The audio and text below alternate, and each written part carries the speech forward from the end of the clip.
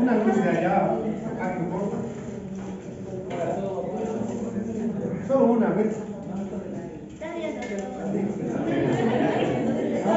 Es que no la veo. Se ve mejor. Ya está bien. Apagar la otra más. Por favor.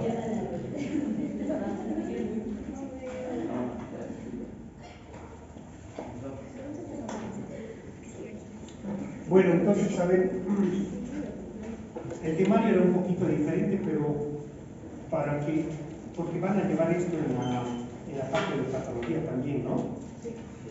Entonces hemos puesto así, va a ser cáncer de hígado, vías biliares, páncreas, y después vamos a ver neuroendocrinos. ¿Qué llevan de neuroendocrinos en general? ¿Saben o no? Bueno, nosotros básicamente vamos a llevar tumores de tiroides y suprarrenales, yo creo.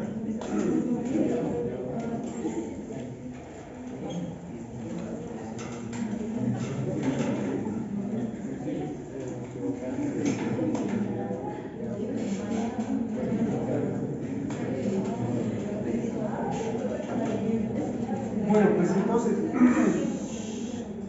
el cáncer de hígado y vías biliares en realidad son patologías que no son tan comunes, por lo menos en nuestro medio, pero son tumores que suelen ser agresivos, ¿no?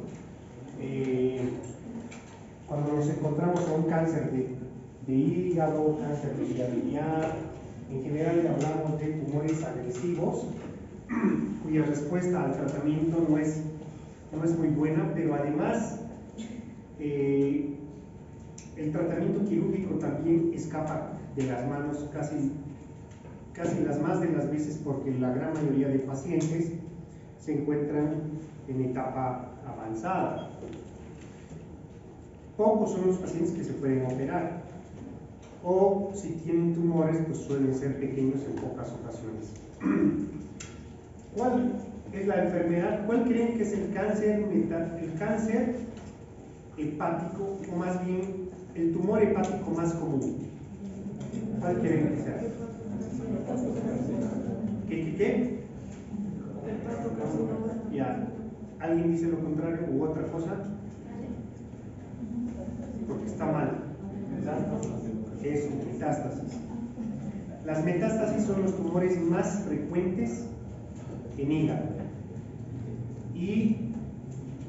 Pero estamos hablando del tumor, no estamos hablando del tumor que nace en la vía biliar o primario. Si te preguntan tumor primario más común de la vía del hígado y vía biliar, entonces ahí sí, el hepatocarcinoma. Ese es tumor primario. Pero los tumores que tratamos usualmente en hígado, por los que los operamos o lo que sea, suelen ser metastásicos primero, ¿sí? Entonces ahí está. La enfermedad neoplásica más frecuente son las metástasis. La neoplasia primaria de hígado, que es lo que vamos a hablar, el hepatocarcinoma, representa 1 millón de casos anuales en el mundo, ¿no? La relación es 4:1 mujer, y el hepatocarcinoma y cáncer de la vía biliar intra y extrahepática son los tumores que vamos a ver aquí. Entonces, cuando hablas de cáncer de vía biliar intra y extrahepática, también incluyes ahí a la vesícula biliar.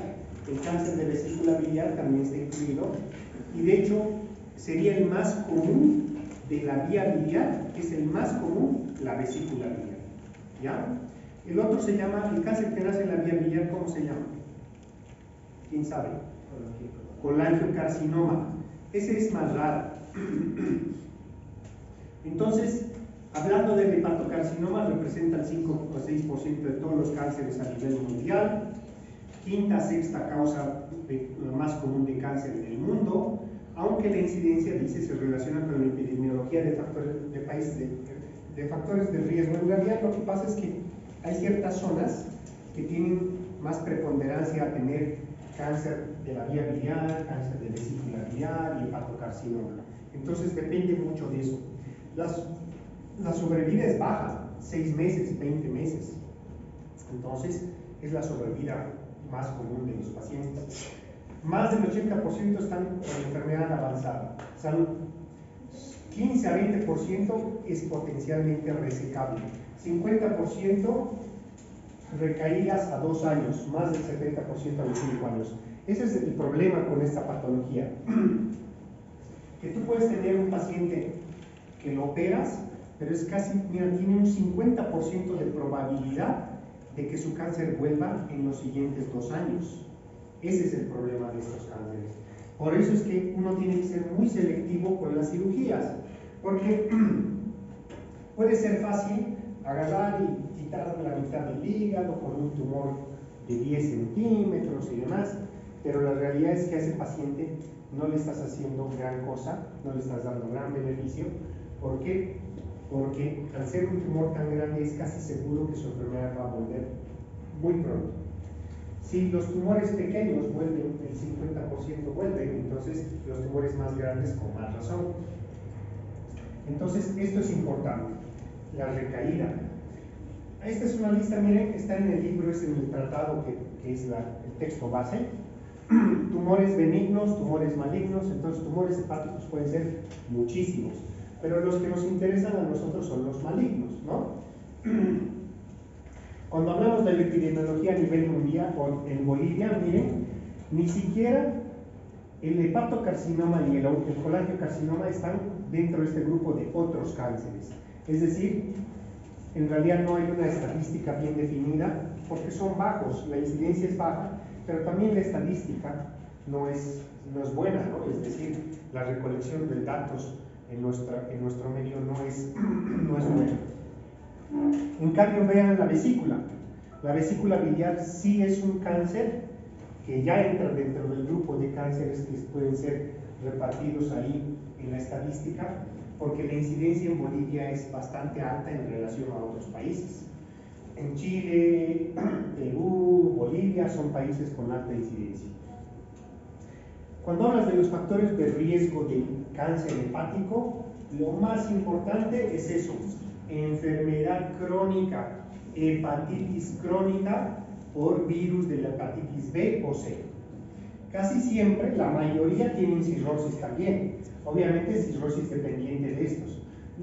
El riesgo de un paciente que tiene cirrosis de tener cáncer es más o menos de un 40% cuando es por virus de hepatitis B o C. No es lo mismo la cirrosis por alcohol, ¿no? Es diferente, el riesgo es menor. Cuando es por virus de hepatitis B o C es más alta. Otro factor de riesgo importante es la ingesta de alimentos con aflatoxina. ¿Qué es la aflatoxina? ¿Quién sabe?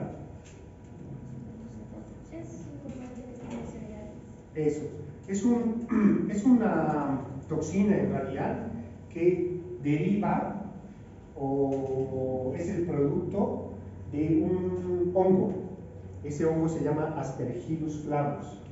Entonces este hongo que coloniza los cereales, el maíz, el arroz, cuando no están bien almacenados, entonces este hongo que coloniza produce esta toxina, y esta toxina se ingiere cuando comes el arroz, ¿no? Cuando comes el cereal.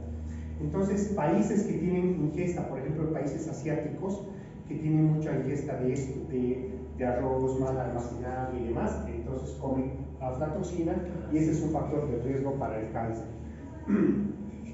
Otros factores de riesgo menos importantes, pero son presentes: anticonceptivos orales, tabaquismo, hemocromatosis, enfermedad de Wilson, todo esto que ven aquí son posibles factores de riesgo también. Y aquí está otra, el hepatocarcinoma. Pueden haber factores que le dan riesgo alto, riesgo moderado o riesgo bajo. Miren, riesgo alto en los que dijimos: virus de la hepatitis B, C y alcohol, y hepatitis crónica, todo lo que es hepatitis crónica. Hemocromatosis, ¿qué es eso? Entonces, y efectos ambientales, la aflatoxina, la más importante. Apáguense.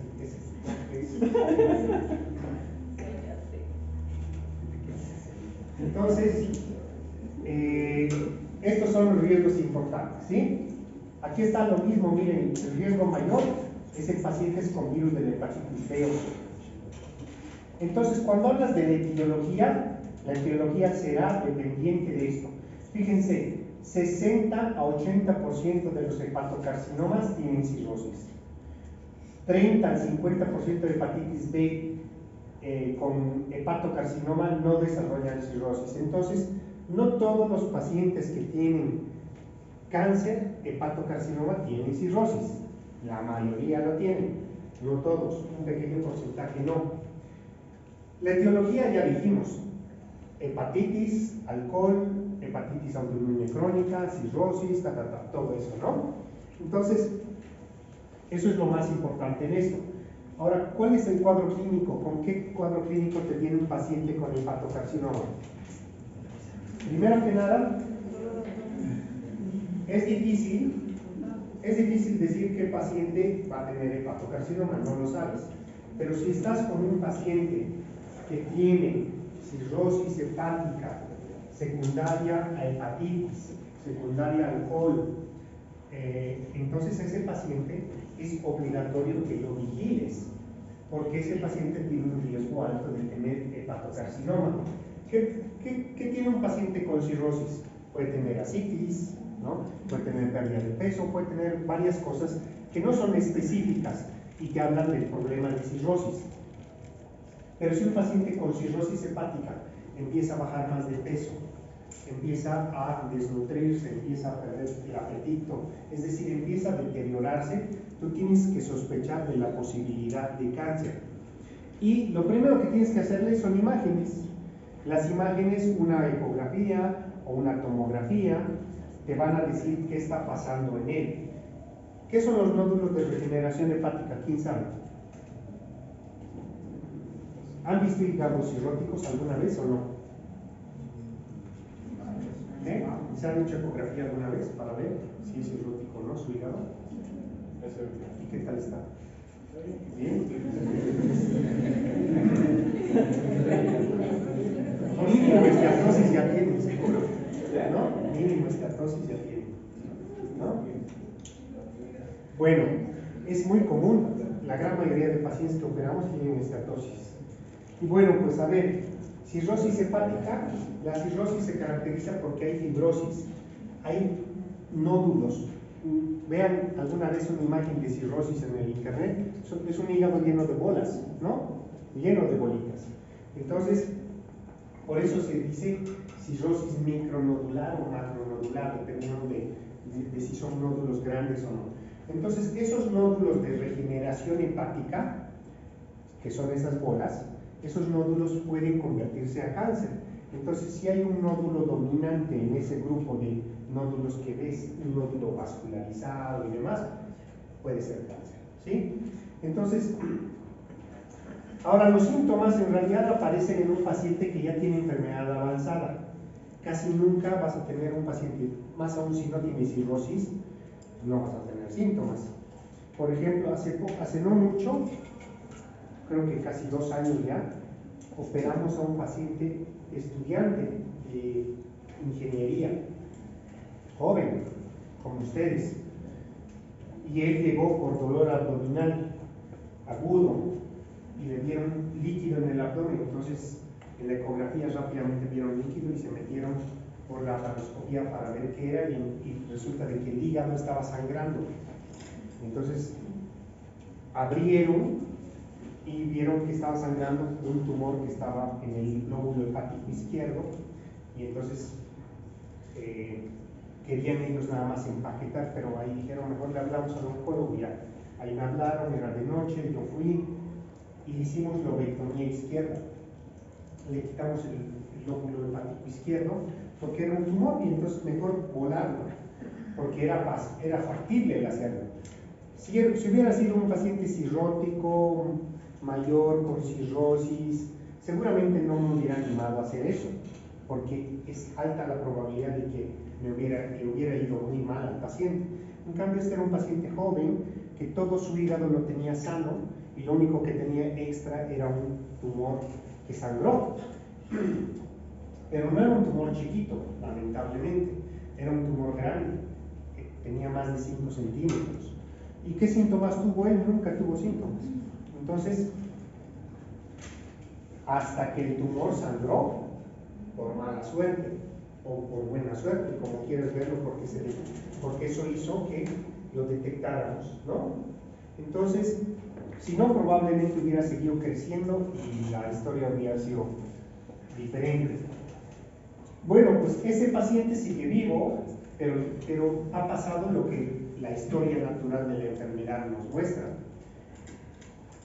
Su enfermedad volvió, empezó a elevarse el marcador casi al año y medio, y como su familia tenía familiares, amigos en Brasil, se lo llevaron allá, quisieron operarlo. Acá también le habíamos dicho que podíamos operarlo, allá quisieron operarlo, al final no lo operaron porque su enfermedad estaba muy cercana a la vena cava. Y bueno, pues al final él está con medicamento, él está con terapia blanco, con inmunoterapia. Y va bien, pero pues sabes que el pronóstico es malo, y es un paciente joven, ¿no? Sabes que no le queda mucho tiempo de vida, ¿no? Bueno, entonces, dolor abdominal puede haber en un 40 hasta 95%, puede haber hepatomegalia, pérdida de peso, adinemia, todo esto que ven acá. Y casi siempre los síntomas entonces aparecen en pacientes con enfermedad avanzada. Hay síndromes paraneoplásicos que se pueden asociar al hepatocarcinoma, todos esos. Entonces, muy difícil obviamente decir que tenga esto, tiene un hepatocarcinoma, pero hay que saber que hay síndromes paraneoplásicos que se asocian a la enfermedad. ¿Cómo detectas el cáncer? Básicamente dos cosas: marcador tumoral e imágenes. ¿El marcador tumoral cuál es? Alfa-fetoproteína. Entonces, ¿y qué otro se eleva en la vía biliar? CA19, ¿no? Entonces, este es de los cánceres que se puede diagnosticar solo clínicamente. No necesitas biopsia. ¿En qué casos? En casos en que tienes una alfa-fetoproteína elevada y tienes el tumor hepático, entonces puedes darle un diagnóstico ya a ese paciente sin necesidad de biopsia. Entonces, marcador tumoral es esencial. Segundo, las imágenes, pero lo que les decía, los estudios de imagen necesitamos, no es nada más ver la bola, lo importante en estos estudios es el comportamiento vascular del nódulo, ¿sí? Entonces, cuando alguien ve un tumor en el hígado, le pide una tomografía, pero lamentablemente le suelen pedir una tomografía contrastada, que es la tomografía común y corriente que se hace con contraste, pero no está bien. Les tenemos que repetir esa tomografía y tenemos que pedirles una trifásica. Trifásica se llama así porque hay una fase arterial, una fase venosa o portal y tardía.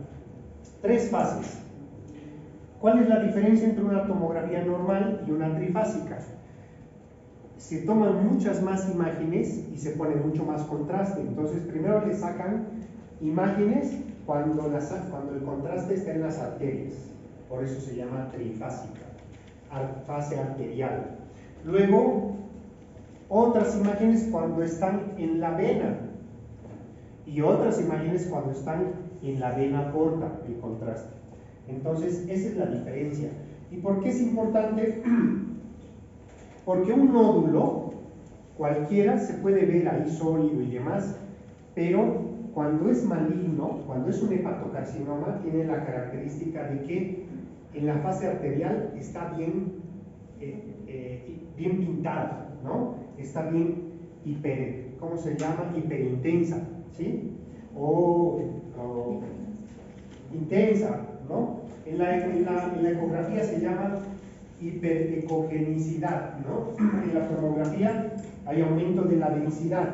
Entonces, en pocas palabras, está bien vascularizada, se ve muy vascularizada. Y en la fase venosa, en la fase tardía, se despinta, se lava. Entonces a eso le llaman fase de lavado, ¿sí? Por lo tanto, así te das cuenta que es un tumor maligno. Le puedes hacer ecografía, tomografía, resonancia, arteriografía y hasta biopsia, ¿no? Y esto es importante en la imagen: hipervascularización en la fase arterial y lavado precoz en la fase portal o tardía. Entonces, primero la ves pintada y luego la ves despintada en la fase venosa o portal. Y así te das cuenta. Hasta un 17%, sin embargo, son hipovasculares. Algunos no son, no es la regla, pero la gran mayoría sí lo hacen, ¿no? Sobre todo las lesiones pequeñitas pueden no tener esa característica, las lesiones muy pequeñas, pero la gran mayoría sí lo van a tener. Entonces le puedes hacer una ecografía. En la ecografía vas a ver una zona, aquí está el tumor, tiene una sensibilidad de un 60% y especificidad de un 90%. Detecta hipervascularización arterial y la sensibilidad aumenta dependiendo del tamaño de la lesión. Mientras más grande es, más fácil la detectas por ecografía. Pero es mucho mejor aún si tú mezclas eso con la alfa-fetoproteína. Por ejemplo, vean aquí, la sensibilidad de detección, digamos que de una lesión por ecografía es del 84%. Alfa-fetoproteína sola, 69%. Pero si tienes las dos cosas, tu sensibilidad aumenta hasta un 92%, ¿no? Si tienes alfa-fetoproteína elevada más una imagen sospechosa, pues el diagnóstico ya está prácticamente. Aquí está. A ver, ¿quién ve la lesión y en qué segmento está? A ver, primero, ¿cuántos segmentos tiene el hígado? 8, ¿cierto? Y no quirúrgicamente cuántos. ¿Dos? ¿Segmentos? No, 2 segmentos. Segmentos son 8, ¿no? ¿Cuántos lóbulos hay? 2, ¿sí? Ya. ¿Qué segmentos? A ver, ¿quién sabe del hígado? ¿Qué segmentos hepáticos son del lóbulo hepático izquierdo? Tú dime. ¿Cómo que no? 1, 2, 3, 4A. 1, 2, 3, 4A. ¿Y el 4B? Está en el C. Mal. A ver, ¿quién sabe?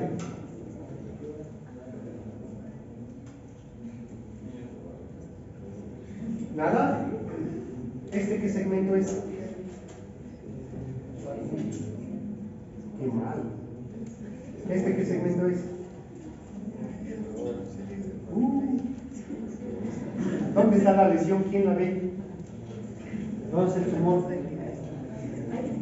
Está súper fácil de ver. En la base. ¿Cuál es la base? No conozco la base. El hígado. ¿Quién sabe? A ver, párate. Párate. Vamos, levanta. A ver, ¿dónde está?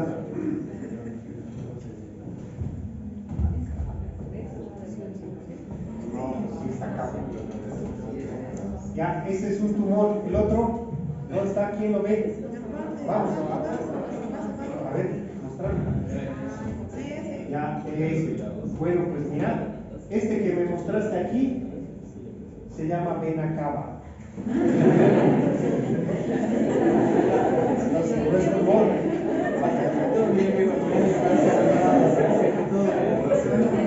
Nadie más se anima. Este de aquí es glándula suprarrenal. No, tampoco, no, este sí es el está en la fase arterial. En la fase venosa, ven, casi se pierde. Si uno no es acucioso y solo ve esta imagen, se te pasa, ¿no? No es fácil detectarlos, pero por eso es importante también saber qué estudios pedir. Entonces, ¿qué estudios le vas a pedir a un paciente con tumor hepático?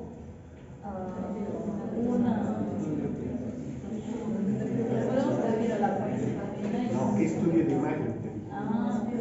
la tomografía. ¿Pero qué tomografía? Básica. ¿Dónde? No, pues en Oncosur.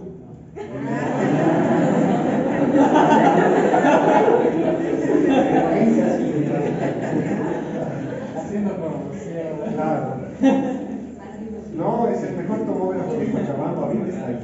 De verdad, no es broma, ahí está. El mejor mamógrafo de Cochabamba también está ahí. Bueno, entonces a ver, el lóbulo hepático izquierdo tiene segmentos 2, 3 y 4. Lóbulo hepático derecho del 5 en adelante. El 1, ¿cuál es? ¿Por qué no lo he mencionado? El 1 es un segmento independiente. Es este. Miren, aquí está. Este es el lóbulo cuadrado o caudado, también le llamamos. Está justo, miren, pegadísimo a la vena cava. Entonces es un sitio muy complejo para abordar cuando se hace cirugía. Este es el lóbulo caudado o cuadrado y es el segmento 1. Es un segmento independiente. Entonces, el lóbulo, por ejemplo, es el segmento 3, parte del 3. El 2 está más arriba. Este es el segmento 6. Entonces, la lesión aquí está en el segmento 6 hepático. ¿Sí? Es importante la segmentación, sobre todo para quien va a hacer cirugía. No es lo mismo decir, tiene un tumor en el hígado, que decir, tiene un tumor en el segmento 6, de porque tú sabes, ya te haces una idea de si se puede operar o no se puede operar, varias cosas. O si te dicen, toma el segmento 3, 4, 5, ya sabes que está en el medio y no se puede operar, ¿no? Si te dicen que está en el 2, 3, se puede operar porque le puedes hacer hepatectomía izquierda. Y así. Entonces, ¿qué órgano es? Vaso. ¿Qué? ¿Quién dijo qué? ¿Allá? Con páncreas. ¿Cuántos tienen páncreas de esa forma? Este es el vaso. ¿Ves? Tiene forma de un vaso, ¿o no?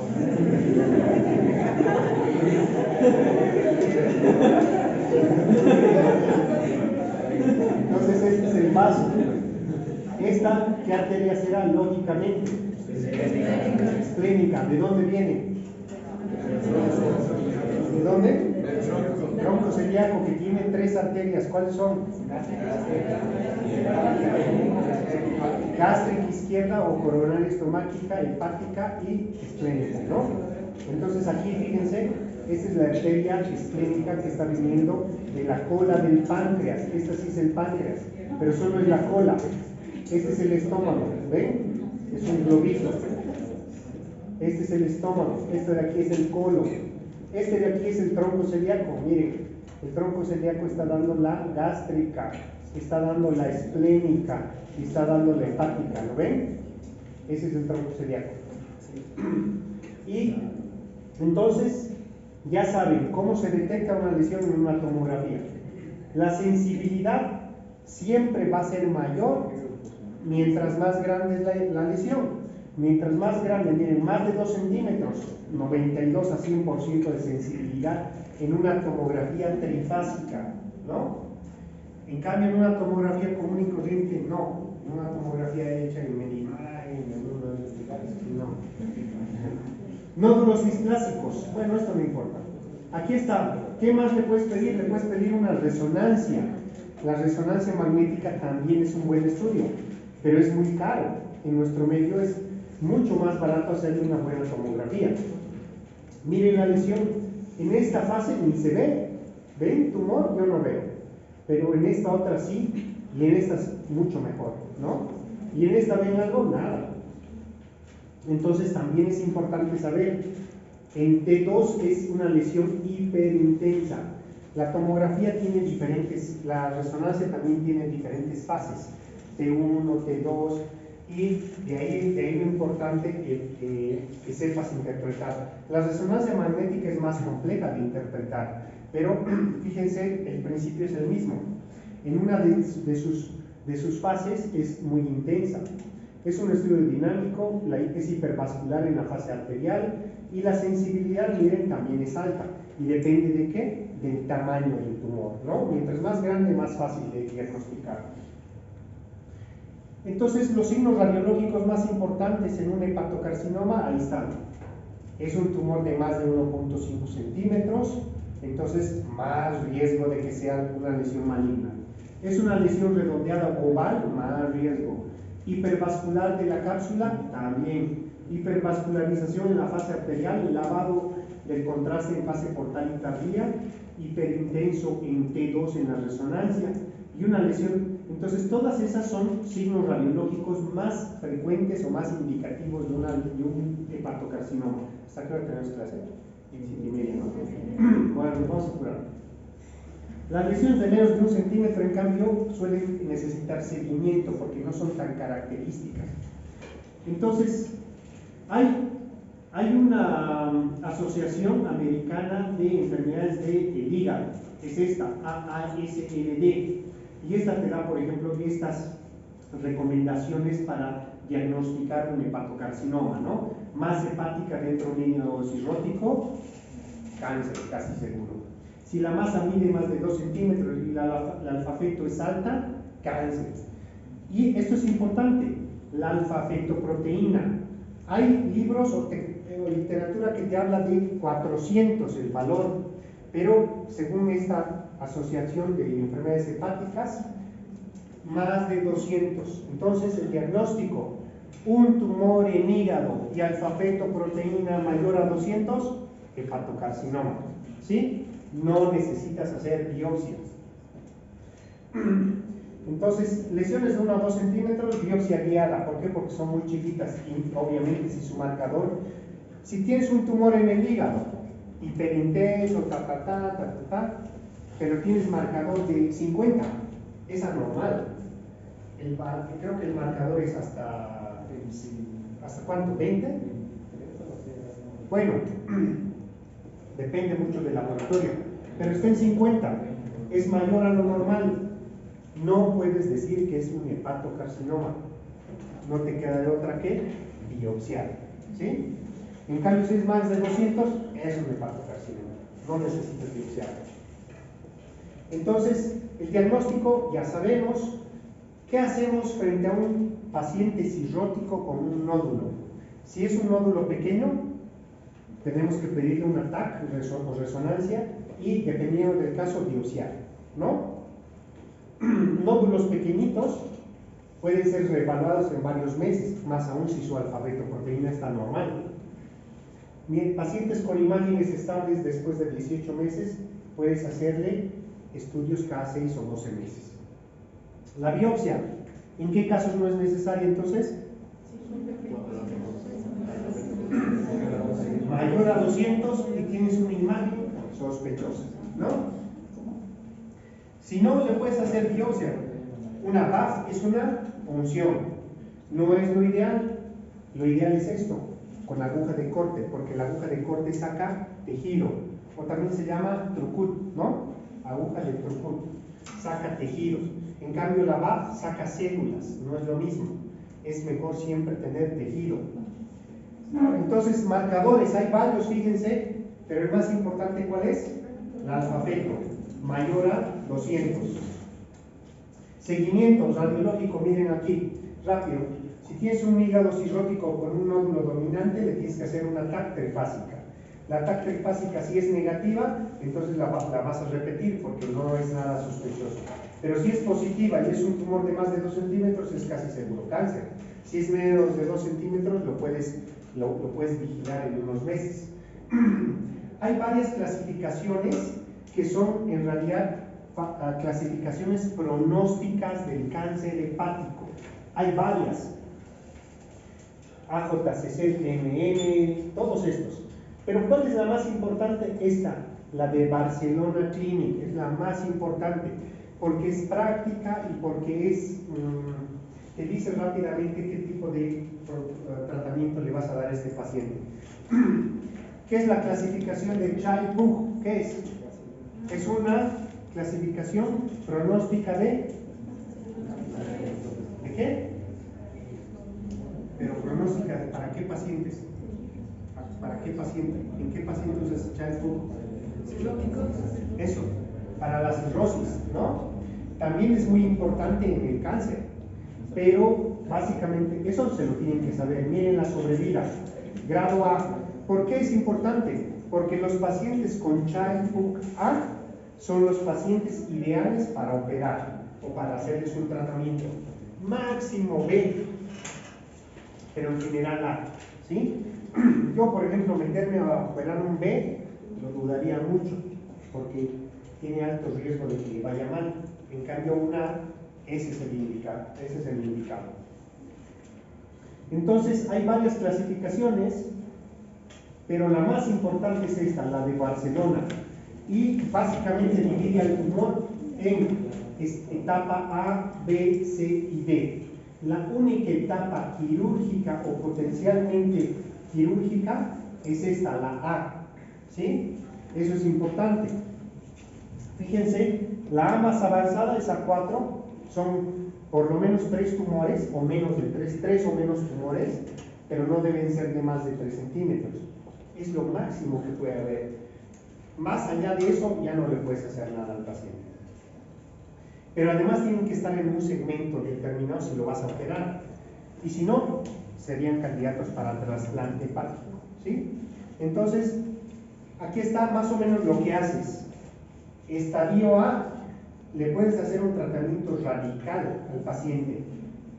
Resección quirúrgica, trasplante o tratamientos percutáneos. Pero los que ya son A3 y A4, trasplante hepático o tratamientos percutáneos, no puedes operarlos en general. Y el B en adelante ya son paliativos, nada más. Etapa B. ¿Cuál era la etapa B? Aquí está. Un tumor multinodular grande. ¿Sí? Eso ya es etapa B y por lo tanto es puro manejo paliativo. ¿Sí? Entonces, ¿cuál es la etapa potencialmente quirúrgica o tratable con procedimientos quirúrgicos? En Barcelona solo el A, nadie más. ¿Sí? Y aquí están clasificaciones. Bueno, esto no vamos a repetir porque la más importante es esta. Y esto es lo mismo, son varios, miren.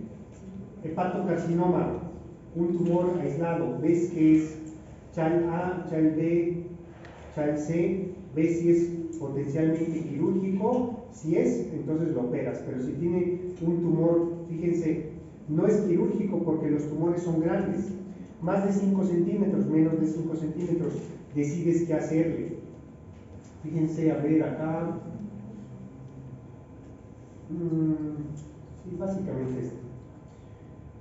En tumores que no son resecables, si se fijan aquí, 5 centímetros parece chico, ¿no? No es grande, pero en realidad ese es el parámetro máximo y un tumor mayor a ese idealmente no lo debes operar. El tamaño ideal para operar es un tumor de 2 centímetros, máximo si quieres 5 centímetros, pero si te fijas, el tamaño importa aquí porque sabes que mientras más grande, más riesgo de que vuelva la enfermedad. Si tumores pequeños vuelven en un 50%, entonces, ¿qué opciones tienes para tratar a un paciente si no lo vas a operar? Tienes las opciones percutáneas, ablación se llama, ablación con etanol o ablación por radiofrecuencia, ¿sí? Y si no, si son muy grandes, las puedes hacer embolización. Ahora, pacientes Child-Pugh C, obviamente, pues, si tienes ciertos criterios, pueden irse a trasplante. Pero si no, pues el tratamiento básicamente es paliativo, quimioterapia nada más, que en realidad no tiene buenos resultados. Bueno, entonces, el tratamiento rápidamente es potencialmente curable, solamente 15 a 20% de los pacientes. ¿Y quiénes son? ¿Qué procedimientos puedes hacerles? Trasplante, resección, ablación. ¿Sí? Ablación es matar células. Ablación con etanol o ablación con radiofrecuencia, que es calor. Y las otras son tratamientos paliativos, la quimioembolización, terapia blanco, quimioterapia, esos son solo paliativos. Entonces, aquí está otra. ¿Qué le vas a hacer a un paciente con estadio A, por ejemplo?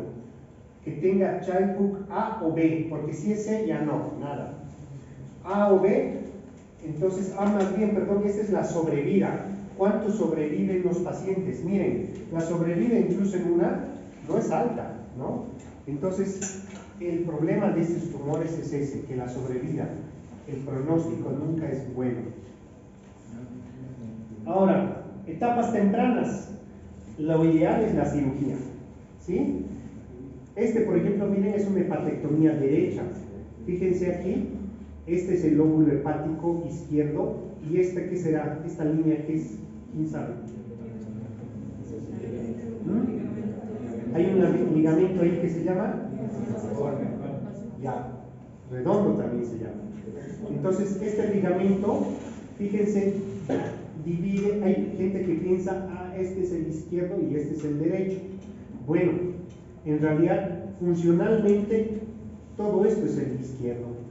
Segmento 2, segmento 3, segmento 4, segmento 5, perdón, 4 y 5. Entonces, eso es hepatectomía izquierda. Hepatectomía derecha es todos los otros segmentos. ¿En quiénes puedes operar? ¿A quiénes puedes operar? Primero que nada es el pilar del tratamiento, ¿no? La resección quirúrgica, fíjense que es el tratamiento potencialmente curativo. La resección se limita a pacientes sin cirrosis o con cirrosis, pero que tengan función hepática conservada, es decir, un CHAI A idealmente, ¿no? Lamentablemente menos del 50% son candidatos a eso. La sobrevida global a 5 años es de 70% cuando los operas y cuando no tienen ictericia, es decir, cuando su función hepática está bien. Cuando la función hepática ya está mal, la sobrevida es mala, 30%, menos del 30%. Esta es una imagen de una cirugía que nosotros hicimos. Miren, aquí estamos viendo que el ilio hepático, y aquí estamos viendo el hígado después de haber ya hecho las secciones. ¿Qué es lo que hacemos primero? Liberamos el ilio hepático, lo disecamos y movemos el hígado. Si se fijan, el hígado acá está completamente libre, no está fijo a nada. Lo ideal es eso, que tú lo liberes tanto que prácticamente lo puedas sacar así. Entonces, ¿por qué eso? Porque cuando empiezas a cortar el hígado sangra, y si tú no movilizaste bien el hígado te va a sangrar tanto y no vas a poder cohibirlo y pues, se te puede ir el paciente. ¿Qué es la maniobra de Prenton? ¿Quién sabe? ¿Qué es eso? ¿Qué es? ¿Qué es el Prenton? Es pinzar el hígado hepático, la arteria. ¿Una qué? Fuerte. Ya. Ya. Bien y mal. ¿Es oclusión de la arteria hepática? Sí, pero no es con los dedos, es con lo que sea, no importa con qué, pero en realidad nadie hace con los dedos eso, o sea, tú no le aprietas mientras le cortas, no le aprietas con los dedos mientras cortas el hígado, no, sería absurdo porque estás perdiendo una mano ahí. ¿Qué es lo que haces? Le metes un clamp, si quieres, le metes lo que sea. Lo que normalmente nosotros hacemos es metemos un drenaje Penrose y le damos una vuelta y listo, lo dejamos ligado ahí con una pinza. Esa es la maniobra de Prenton. Oclusión de la triada portal, ¿no? Del ilio hepático, en pocas palabras. ¿Quiénes están en el ilio hepático? Atrás, ¿quién está? Atrás, ¿quién está? A ver, aquí por ejemplo aquí atrás está una cosa que se llama vena porta. Al lado izquierdo está la arteria hepática y al lado derecho el conducto colédoco, ¿no? Esa es la triada, ¿sí? Entonces, nada más la envuelves y ya. Es fácil envolver, es muy fácil.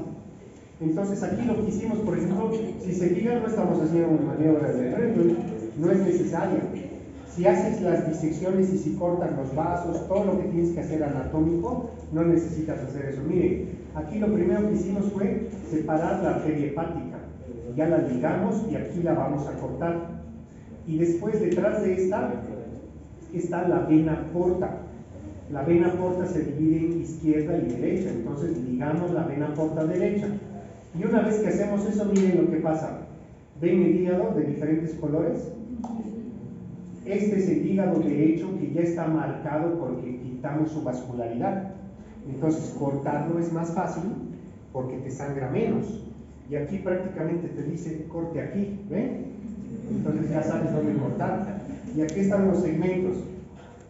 El 2, 3, 4A, 4B, 5, 6, 7, ¿ves? Esos son los segmentos hepáticos. Entonces, ¿a quiénes vamos a operar?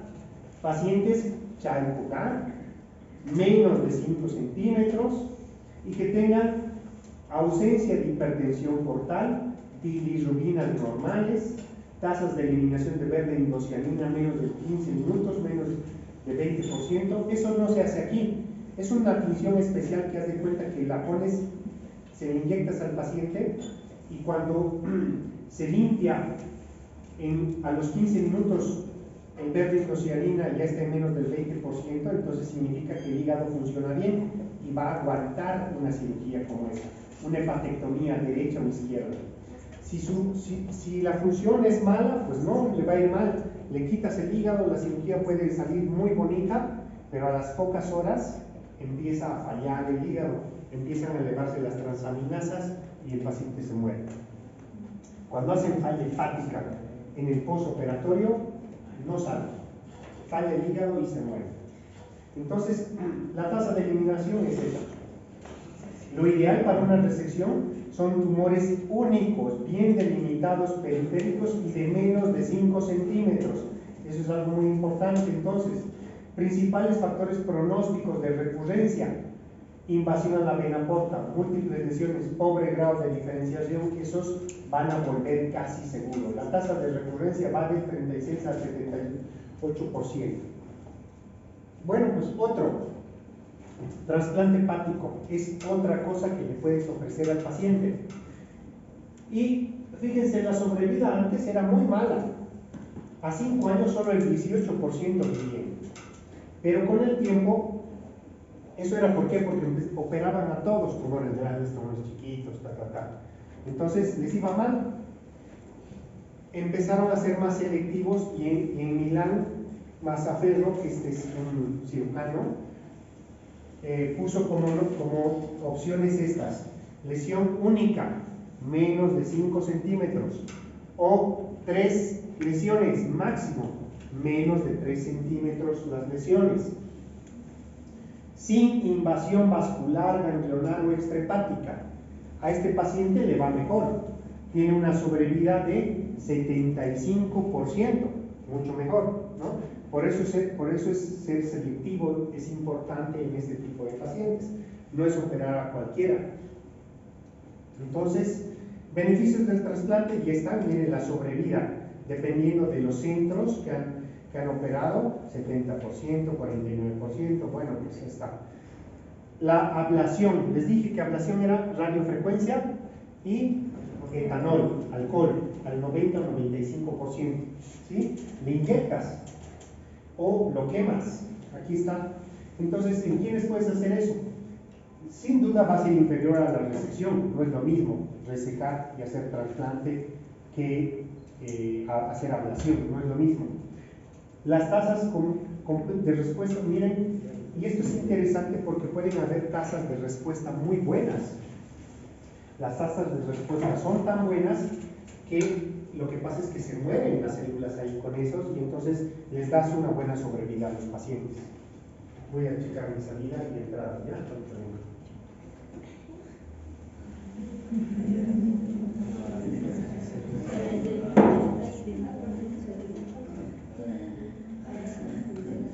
La ablación por el alcohol tiene una buena, pueden darle una buena respuesta a los pacientes, ¿no? ¿Y qué se hace? ¿Cuáles son los factores pronósticos para sobrevida? Uno, respuesta completa, es decir, ¿a qué se refiere esto? Si tú le inyectas etanol o si le haces una ablación por radiofrecuencia y resulta que el tumor por completo se necrosa, eso se llama respuesta completa, ¿sí? y si tienes respuesta completa, la probabilidad de que le vaya mejor es alta. ¿El child es importante? Claro que sí. Si es una, la sobrevida o el pronóstico son mejores. ¿El número de los nódulos y tamaño? Claro que sí. Y los niveles basales de alfa-fetoproteína. Miren, les va mejor a aquellos pacientes con lesiones de menos de 2 centímetros, con buen child, porque su sobrevida puede llegar hasta de 70% a 5 años, ¿no? Ablación por radiofrecuencia. Esta ablación por radiofrecuencia no se cuenta en nuestro medio, no tenemos con eso, pero es una muy buena opción. Produce necrosis de las células, básicamente, ¿no? Puede ser percutánea, laparoscópica o por la paratomía, es decir, podemos abrir o podemos inyectar directamente, con guía por imagen, por tomografía o por ecografía, y se puede hacer ablación por radiofrecuencia. Pueden haber complicaciones, evidentemente. La ablación por etanol. Miren las indicaciones. Es una terapia de primera línea en pacientes que tienen hepatocarcinoma con lesiones de menos de 3 centímetros. También está indicado en recurrencias pequeñas, complicaciones en un 5%. La sobrevida global puede ser de 60 y 21% respectivamente, dependiendo de 5 o 10 años. Y es importante el chalco, lo mismo, ¿no? Entonces, eso es lo que puedes hacerle a un paciente. Cirugía, trasplante y ablación por una de esas opciones.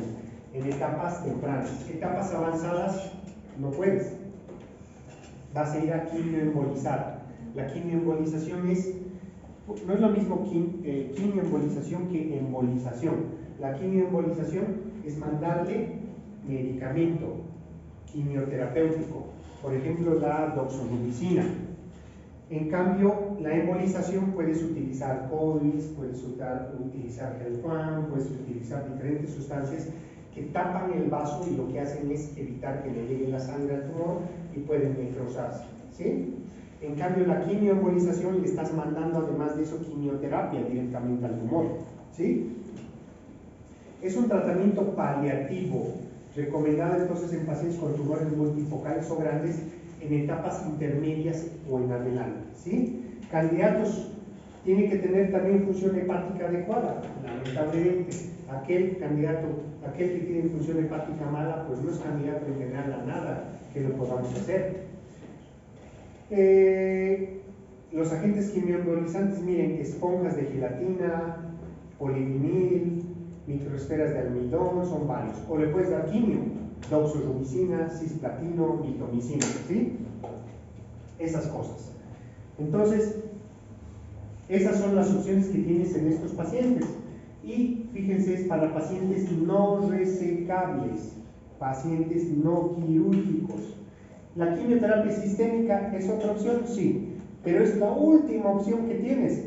¿Por qué? Porque sabes que no responde bien a la quimioterapia el paciente, es la última opción que tienes. ¿Para quiénes está indicada? Enfermedad extrahepática, metástasis. Enfermedad no susceptible de tener cirugía, invasión o trombosis portal, estado general malo, ¿no? Y necesitas también que la función hepática sea aceptable. ¿Qué le puedes dar? Antraciclinas, hormonoterapia. Hay varias opciones, hay quimioterapias basadas en antraciclina, que fíjense lo que pasa ahí. ¿Cuánto de sobrevida le das a este paciente? 2.5 meses. O sea, le das quimio y le aumenta su sobrevida 2 meses. ¿Realmente vale la pena? Pues quién sabe, ¿no? Entonces, basada en gemcitabina, un poquito más, 4 meses, 7 meses, 6 meses, ¿no? Basada en 5-fluoracilo, basadas en hormonoterapia, otros agentes. En resumen, pueden ser monoterapias, o sea, solo un medicamento, pueden ser terapias combinadas, o bien, pero lo importante es que entiendan que ninguna consigue respuestas buenas. Mayores al 25, ninguna. Por lo tanto, y obviamente en los cirróticos les va peor, ¿no? Cirrótico, mal funcionalidad, les va peor. Entonces, la quimioterapia es la última opción que tienes con los pacientes. Eso nos pasó con un paciente que operamos, parecía quirúrgico, entré, pero su tumor ya estaba invadiendo el segmento, era en el 5, pero ya estaba invadiendo el 4. Entonces, pues no podía hacer una hepatectomía formal, tal vez una muy ampliada, pero no hubiera aguantado. Es decir, le podía haber hecho hepatectomía derecha ampliada, llevarle el 4 más, pero este señor se hubiera muerto. Y fue bueno que no lo operáramos porque estábamos entre sí, ¿no? Lo que decidimos fue meterle alcohol. Durante la cirugía le metimos alcohol, bastante, y tuvo una respuesta buenísima. Al poco tiempo hizo necrosis. A la semana tuvimos que hospitalizarlo porque empezó a hacer falla hepática. Imagínense, si lo hubiéramos operado se hubiera muerto. Si solo con alcohol empezó a hacer falla hepática. Pero salió, evolucionó bien y ya tiene casi 2 años de sobrevida. Pero pasó lo que tenía que pasar. La enfermedad volvió. Está subiendo su marcador. Entonces ya le han dado sorafenib, ya le han dado inmunoterapia, es la mejor opción. Pero a pesar de eso, otra vez está volviendo la enfermedad, su marcador está subiendo. Y ahora lo que quieren hacer es darle quimioterapia. Parece que le van a dar quimioterapia. La terapia blanco es la mejor opción de la parte sistémica. Y el medicamento que más se utiliza es el sorafenib, ¿sí? El sorafenib es vía oral y bueno, pues hay muchos estudios que te muestran que tiene mejores resultados que la quimioterapia en general, pero tampoco es gran cosa, aumenta la sobrevida pocos meses, tampoco mucho, mire, promedio 5.5 meses, entonces no es gran cosa, ¿no? 9 meses. Depende de los estudios, ¿no? Hay varios estudios que muestran sus resultados, ¿ya? Colangiocarcinoma. Colangiocarcinoma es una neoplasia menos común, mucho más agresiva y es, como ven aquí, es infrecuente. 3% de las neoplasias gastrointestinales puede ser intra, peri o extrahepática. La más común es la enfermedad de, ¿quién sabe cómo se llama?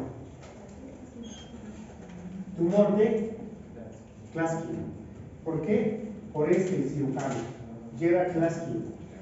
Este doctor, a él se debe el nombre del tumor de Klatskin. El tumor de Klatskin es este, el periiliar, que se encuentra en la confluencia de los dos hepáticos, hepático derecho y hepático izquierdo. Los dos, ahí es la confluencia. Entonces fíjense que es muy agresiva, casi siempre en etapas avanzadas. ¿Por qué? Porque la resecabilidad es baja porque se encuentra en etapas avanzadas. El tratamiento incluye resecciones hepáticas, pancreáticas del conducto biliar y eso depende de dónde esté, ¿no? Diagnóstico tardío. ¿Por qué? Porque no da síntomas. Etapas avanzadas, la gran mayoría. División, vamos a ver ahorita. Pico máximo de incidencia, 8ª década de la vida. Discretamente más frecuente en varones. Aquí está. Esta es la clasificación que deben saber el nombre. Bismuth-Corlett, ¿sí? La clasificación de Bismuth-Corlett es la que te dice, mira, 1 es un tumor que envuelve el hepático común, pero no está tomando la confluencia. Tipo 2 involucra la confluencia, ¿sí? La bifurcación. Este es el de Klatskin. El tipo 3 toma la confluencia, pero se va más a la derecha, 3A, más a la izquierda, 3B, y 4 toma todo. Entonces, una cirugía para estos pacientes es bastante compleja, y la gran mayoría no se hace. Por ejemplo, si fuera un tumor de tipo 3A, ¿qué le tendrías que hacer? Le tienes que volar aquí, tienes que cortar aquí el hepático izquierdo y todo lo demás se tiene que ir, es decir, le tienes que hacer hepatectomía derecha y te tienes que llevar la vía biliar, obviamente, y todo el hígado derecho, y solo te queda un conducto, y entonces ese conducto lo tienes que anastomosar al intestino y el intestino reconstruirlo. A eso se llama hepático yeyuno anastomosis en Y de Rux. ¿Sí? Bueno, ¿Cuáles son los factores de riesgo? Los factores de riesgo son colangitis esclerosante, infecciones parasitarias, como estos que son frecuentes en Asia, litos biliares también pueden ser un factor de riesgo, exposición a ciertos tóxicos, hepatitis B y C también. Entonces, la histología, fíjense, muchas histologías, hay varias, hay un montón. ¿Cuáles son los síntomas más comunes? Obviamente ictericia, porque se tapa la vía biliar, entonces ictericia va a ser el síntoma más común. Casi siempre son en enfermedad avanzada, los síntomas de pérdida de peso, hiporexia, dolor, prurito, todo eso ya te habla de enfermedad avanzada. A ver, ¿quién me describe esta imagen? ¿Qué es? ¿Tomografía o resonancia primero? A ver, ¿quién sabe?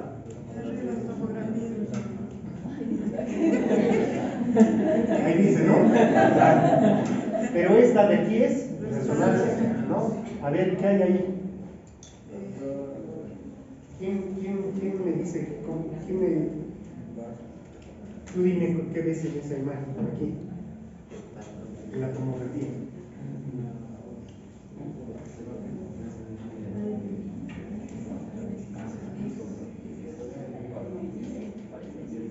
¿Qué dices? A ver, ¿ves el tumor o no ves el tumor? ¿Lo ven o no? A ver, parate y mostrame. Seguro me voy a equivocar, pero ya.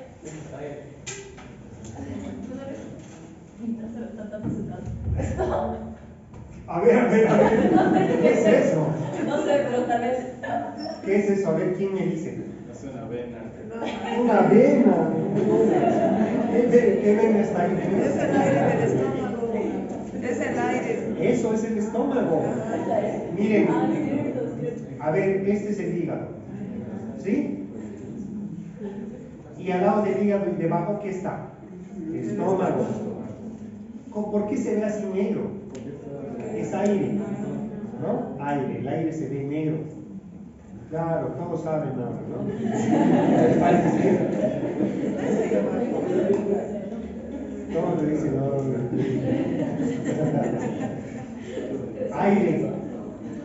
Aire, el aire se ve negro, ¿sí? Entonces miren, ¿y por qué hay aire aquí dentro del hígado? ¿Por qué? ¿Esto es aire o no? ¿Pero por qué hay aire dentro del hígado? ¿Qué? ¿Cómo se llama el aire dentro del hígado? Aire dentro del hígado. O dentro de la vía biliar, ¿no? Es fácil también. Es cuestión de repetir nomás. Aire. ¿Qué se dice? ¿Cómo se llama el aire en el tórax? Neumotórax. ¿Cómo se llama entonces dentro de la vía biliar? Neumobilia. Neumobilia se llama. Esto es neumobilia. La neumobilia, o sea, yo porque veo neumobilia puedo saber que a este paciente le han debido hacer un RCP. Cuando le hacen un RCP, entran a la vía biliar, pintan, meten aire, O puede tener también una endoprótesis. Y eso comunica el intestino. ¿Qué pasó? ¿Será que me puedes? ¿Por qué? Pues tengo que ir a un medicamento. Allá. ¿Qué medicamento? Es Cinemarina. ¿Qué estaba gastando? Allá. Anda. Vas a volver, ¿no?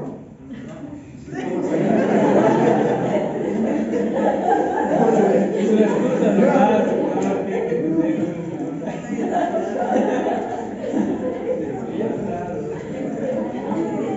Bueno, entonces, neumobilia. La neumobilia es aire en el hígado, ¿sí? Y la neumobilia se produce porque algo le hicieron a la vía biliar que le metieron aire, punto. No es normal, no debe haber neumobilia. ¿Ya? Ahora, el tumor es este, miren, aquí está. ¿Lo ven? Este es el tumor, ¿y dónde está? En la confluencia de los hepáticos. El hepático derecho y el hepático izquierdo están dilatados porque tienen un tumor ahí, ¿sí? Entonces, aquí hay dilatación de la vía biliar intrahepática. Ya este paciente no lo puedes operar porque tiene un tumor grande y está justo al centro. ¿Qué le puedes hacer? Meterle una endoprótesis para que la bilis se vaya descargando. Y seguramente tiene una endoprótesis que anda por acá, que no se ve, y por eso tiene neumonía. Entonces, ¿qué le puedes hacer? Ecografía, tomografía, todo esto, ¿no? ¿La RCP o CEPRE es útil? Sí, muy útil. ¿Por qué? Porque puedes pintar la vía biliar, entras por endoscopía, metes a la ámpula de Vater, pintas la vía biliar, ahí puedes ver dónde está estenosado y puedes ayudar y ponerle un catéter, ¿no? Fíjense, esta es una colangioresonancia. ¿Qué se ve?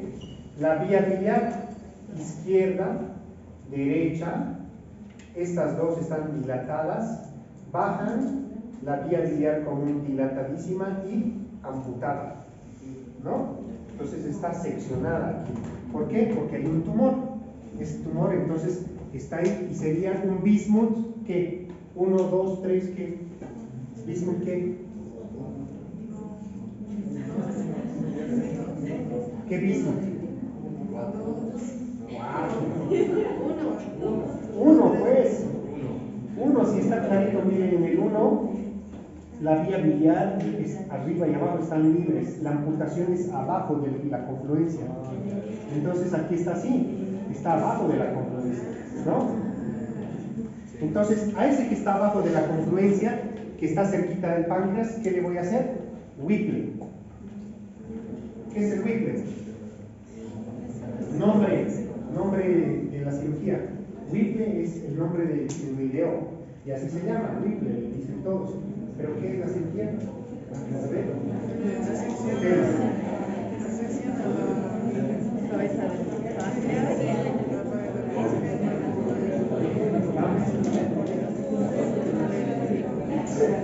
Pancreatoduodenectomía o duodenopancreatectomía, lo mismo, pero es un Whipple. ¿Han entendido la cirugía de Whipple, no? ¿Quieren ver una cirugía de Whipple o no? Sí.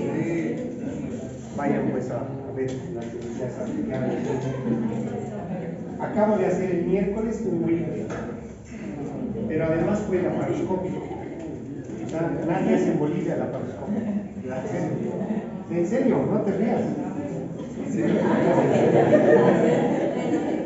En serio, lo vamos a publicar porque hemos hecho un Whipple laparoscópico y ha sido de 6 horas de cirugía,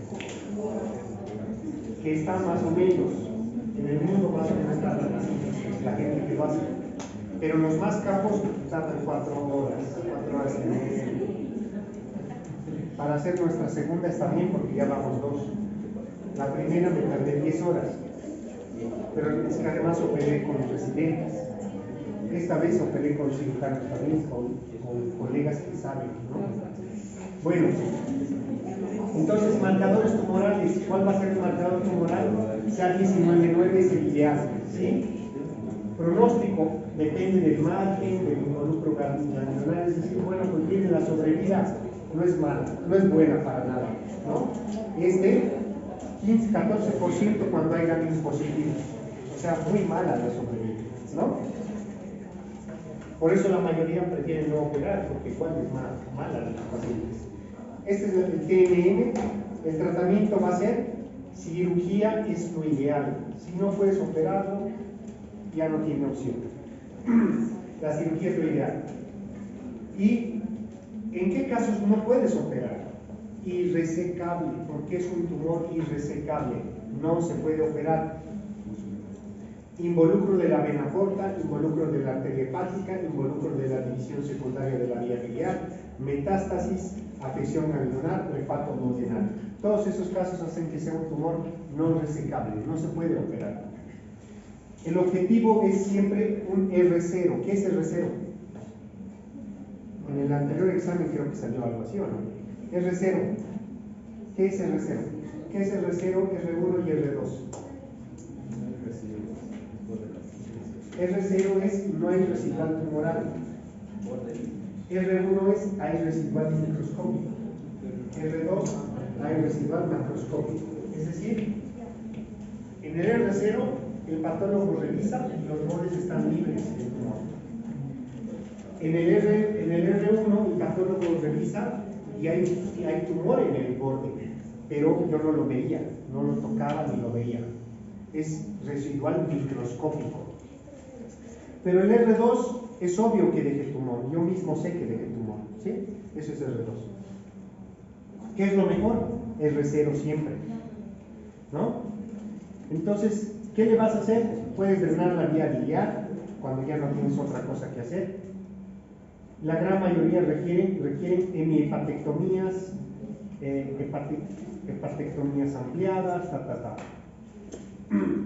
Y los resultados a largo plazo dependen de dónde está, del estadio, de la extensión de la cirugía, las comorbilidades y todo eso. Vía biliar extrahepática distal, Whipple, o pancreatoduodenectomía. Los otros, los intrahepáticos, del 2 en adelante, tiene que ser hepatectomía, ¿sí? Tengo que quitarle el hígado. Y depende de uno, por ejemplo, el tipo 1 o 2, ¿qué voy a quitar? Aquí está, ¿sí? Tratamiento. Remoción del lóbulo caudado durante la cirugía suele ser necesario. Nada. Bueno, aquí nada importante. Y después de operarlo, casi siempre voy a necesitar radioterapia, quimioterapia. Eso se llama adyuvancia. Sin embargo, sus resultados no han sido demostrados hasta ahora. En la enfermedad avanzada no hay mucho que hacerle. Todo es paliativo. Básicamente tengo que drenar la vía biliar para que no esté histérico y manejar el dolor. ¿Sí? Cáncer de vesícula biliar es la última. Esta sí es la neoplasia más frecuente de la vía biliar en Bolivia. Sobrevida a 5 años, 5%. ¿Cuáles son los factores de riesgo? Piedras, pólipos, infecciones como la salmonella y el helicobacter, quistes, mutaciones genéticas, todos esos son factores de riesgo. La localización casi siempre está en el fondo, 30% en el cuerpo, 10% en el cuello. Tipos histológicos son muchos, hay varios, pero principalmente adenocarcinoma, ¿sí? Dolor, síntomas como todos estos, básicamente suceden cuando el paciente ya tiene enfermedad avanzada. El diagnóstico más frecuente es casual, es decir, la gran mayoría. Yo he operado, por ejemplo, como, no sé, en estos 5 años que estoy aquí, unos 7 u 8 pacientes con cáncer de vesícula. Pero la gran mayoría de ellos son pacientes que les diagnosticaron porque les quitaron la vesícula y en el reporte de patología salió cáncer. Entonces, ese es el paciente ideal para que entremos, le quitemos un segmento hepático 4 y 5 y le quitemos los ganglios. Eso se llama colecistectomía radical. ¿Qué voy a hacer? Los laboratorios pueden haber elevación de estos. ¿Qué les tengo que hacer? Ecografía, tomografía, resonancia, pancreatografía retrógrada endoscópica, todo eso se puede hacer. Miren, cuando hay estadificación, la que te tienes que saber en vesícula biliar es la clasificación de Nevin. Nevin 1, 2, 3, 4, 5. Es la más práctica. Nevin 1 es in situ. Nevin 2 invade la muscular, invasión muscular, mucosa y muscular. La 3, infiltración de la hepática contigua. Solamente la in situ, solo la in situ, puedo dejarla con colecistectomía, es decir, le quitaron la vesícula a una paciente, le salió cáncer y me dicen que es in situ. Es el único caso en el que puedo no tocarla más. Pero si es más que in situ, tengo que completarle su cirugía. ¿Ya? El pronóstico depende del estadio. Miren, el in situ aún así 60%. ¿Qué le tengo que hacer? Esto, colecistectomía radical. Esa es la cirugía. Les podemos preguntar, ¿cuál es el tratamiento quirúrgico para cáncer de vesícula? Colecistectomía radical. ¿Qué implica? Quitar la vesícula, quitar segmento 4 y 5 del hígado y quitar ganglios del hilio hepático. ¿Sí? Esto es lo que le tengo que hacer a un paciente. Se hace abierta o laparoscópica. Nosotros ya tenemos 2 laparoscópicas. Adyuvancia, quimioterapia y radioterapia. Y paliativo, ictericia obstructiva, obstrucción intestinal. Ahí acabamos. ¿Preguntas? ¿Por qué aplausos?